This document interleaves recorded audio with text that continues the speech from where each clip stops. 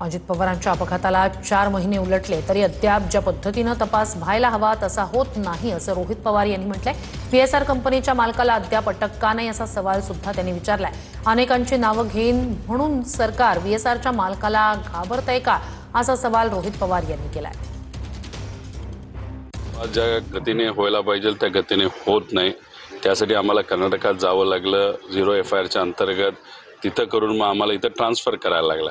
पण अजून सुद्धा तो FIR स्वीकारला गेला नाही। जे लोक न्याय मिळवण्यासाठी अनेक वर्ष प्रयत्न करतात त्यांना आता कुठेतरी असं वाटायला लागलंय की मोठ्या नेत्याला जर या महाराष्ट्रामध्ये न्याय मिळत नसेल तर आम्हाला कधी मिळणार। त्यामुळे कुठेतरी या लोकांचा विश्वास हा त्यांनी गमावलेला आहे। तो परत जर आपल्याला आणायचा असेल तर दादांच्या केसमध्ये सुद्धा हलगर्जीपणा करून चालणार नाही। तो जो VK सिंग आहे VSRचा मालक अनेक लोकांची नावं घेईल म्हणून हे सरकार घाबरतंय आणि तपासाला कुठेही दिशा त्या ठिकाणी देत नाही।